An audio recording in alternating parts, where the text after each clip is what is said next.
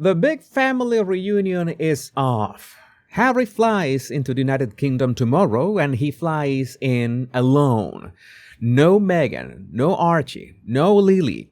And that is only the opening because there is a security row he keeps calling a threat to his life. A 5-day itinerary he now walks on his own. A grandfather still waiting to meet her two grandchildren. And a Princess of Wales who spent last Thursday doing the one thing this family cannot seem to manage. Just showing up. Welcome back, my Royal Rogues. My name is Jesus Enrique Rosas. I'm the Royal Rogue, so let's get down to it. So let me start with the confirmation, because, the whole week has been hanging on it. On Saturday, Harry's team confirmed the thing the reporting had been circling for a fortnight. The trip is on, but the family is not coming. Harry lands in Britain tomorrow, Tuesday the 7th, for a 5-day visit that runs through Saturday the 11th, and he comes on his own. Meghan stays in California. Archie and Lily stay in California. And this was supposed to be the homecoming. Because back on the 26th of June, a family spokesperson confirmed all 4 of them would travel together. The first time Meghan had set foot on British soil since the late Queen's funeral in 2022. The first UK trip for the children since the Platinum Jubilee that same year. So, the children, the brand has kept out of frame almost for 6 years, finally landing in the country their father walked out of. But Archie is 7 now, Lily is 5, and to most of Britain, they are still 2 names on a candle and a couple of angled away birthday photos. And then, about a week before departure, the request for taxpayer-funded protection came back with a no. And so the family plan came apart. But here's the line the spokesperson put out on Saturday.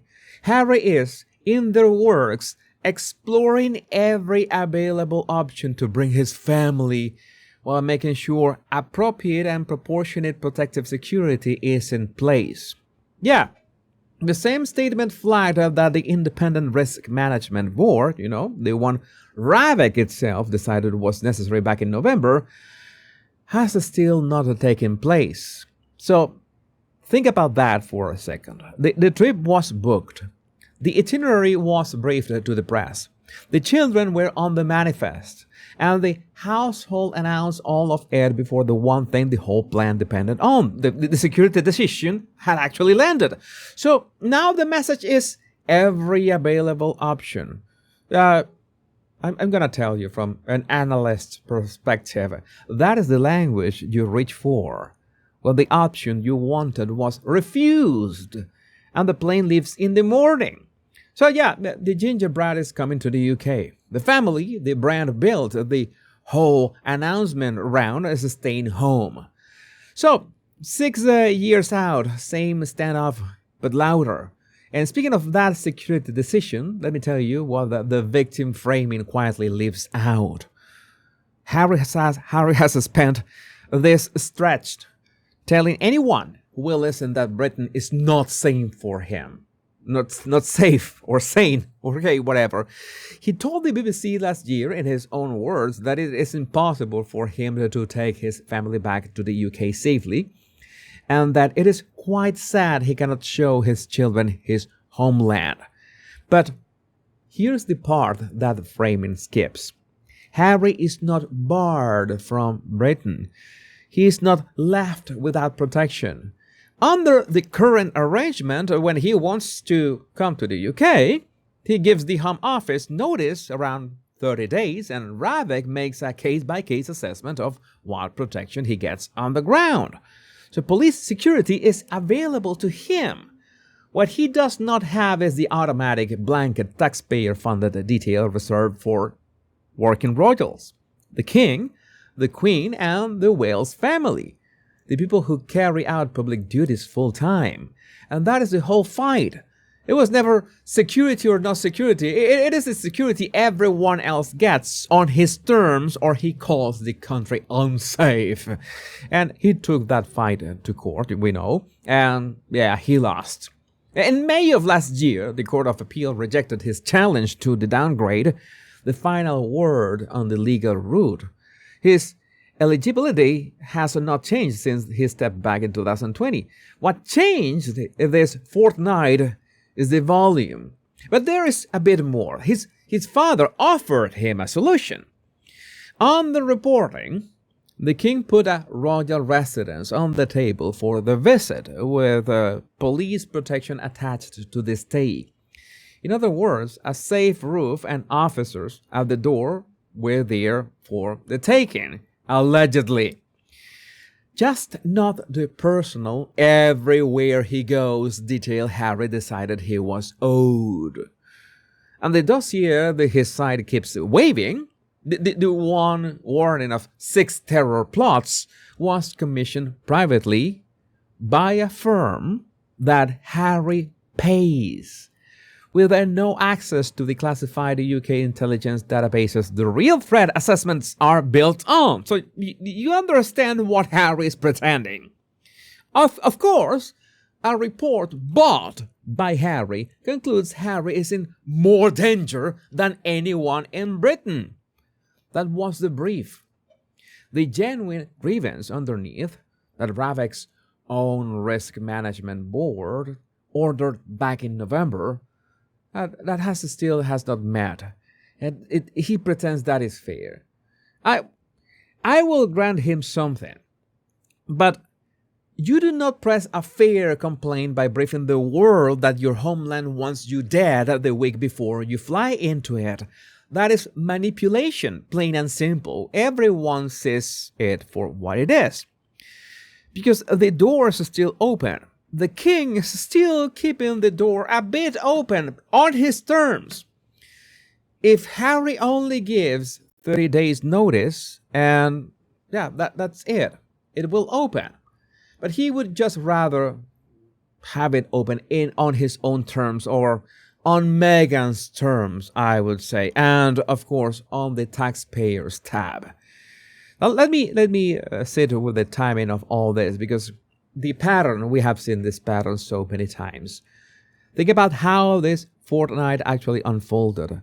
The offer of accommodation and protection from the king's side has been open for a long time, allegedly. The Invictus countdown has been in the diary for a year, and none of this landed out of a clear sky.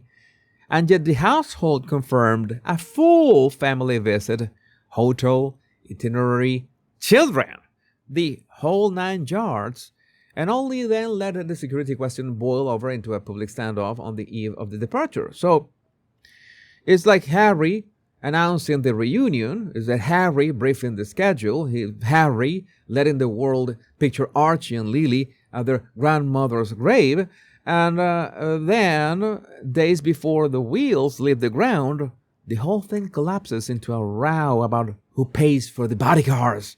Yeah, that is a row Harry chose to escalate in public rather than settle in private. You know that public brings more clicks and brings more attention, more fame, something that the Harkles have been lacking lately. But that is the whole move. So, accept the frame later, discover the obstacle loudly, and let everyone watch you be denied. And that's why the denial, or the forced denial, or the fake denial becomes the actual story in this case. The denial becomes the grievance, and the grievance becomes the next chapter. And here's the receipt that makes the palace briefs against us thesis fall apart. Nonsense. This is a couple who built a 6-year brand on one claim: that the royal family is in bed with the tabloids, that the firm whispers to the press that the media is the enemy. So let's hold that in our heads for a second. Because their own communications operation runs a private WhatsApp group that feeds selected outlets and journalists the news before anyone else gets in.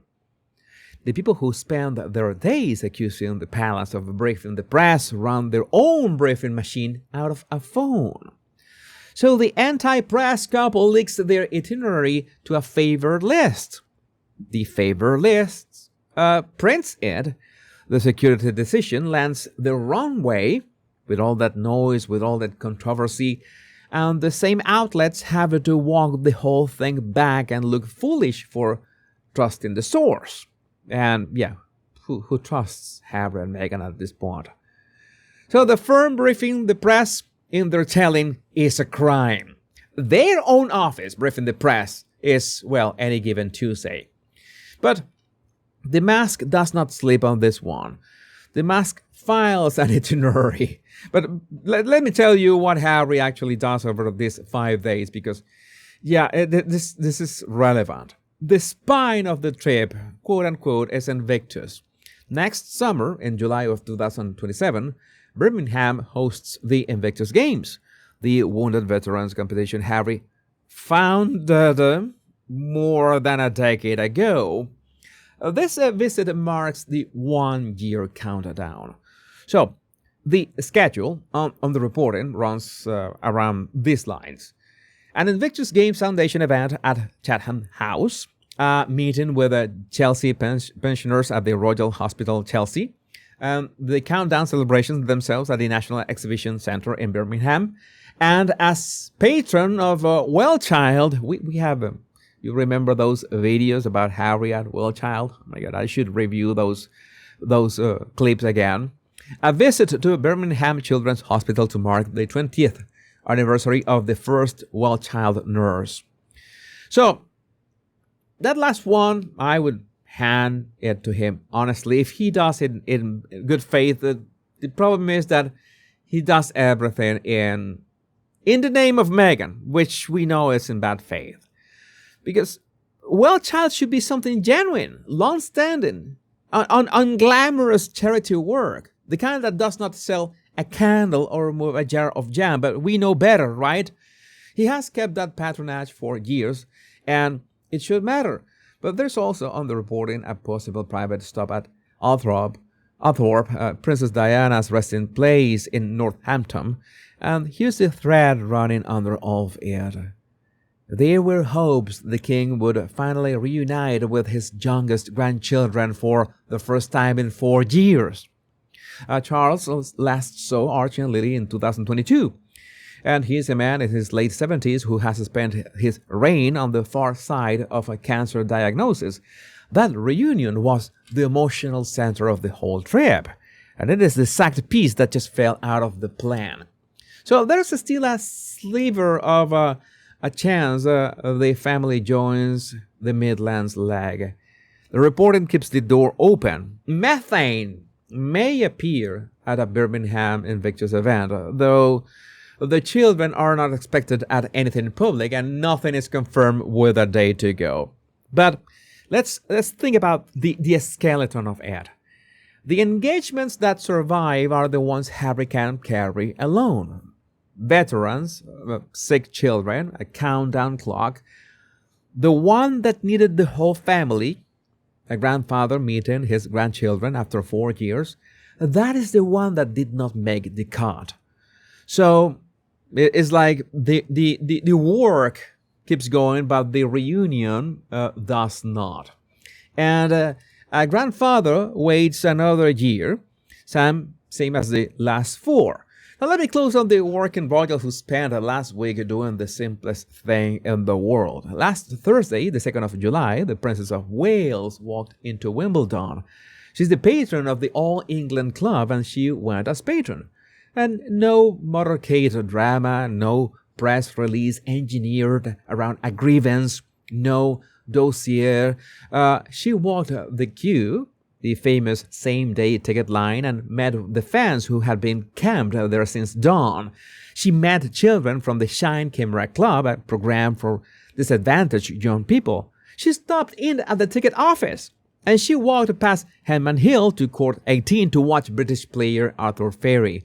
And she went to number 1 court for Katie Swan's match, and she sat down next to Andy Murray, the man who ended a 77-year wait for a British men's singles champion. And here's the detail that tells you exactly who Catherine is. Ferry, the player she watched, said afterwards it was an honor to play in front of her, and then added that he was so locked in he never even noticed she was there. So Swan said she was glad she did not know at the time, or she would have been more nervous. So the princess did not need them to notice her. She was not there to be seen. She was there because it is the tournament she is patron of, and turning up is the job. So Catherine is a woman of a little 2 years past a cancer diagnosis, back in remission, quietly doing patron work on a Thursday afternoon in July. So a Grand Slam does not run through her personal brand. There's no shopping link under the outfit. There's no security row on the eve of it, because there was never anything to negotiate. She said she would come, and she came. That is the contrast the whole week hands you for free. One is royal fights in public over the terms of which the Harry and Meghan will grace a country with their presence. The other simply shows up in the crowd and watches the tennis. Let me know what you think about this in the comments. My name is Jesus Enrique Rosas. I'm the Royal Rogue. Much love and bliss.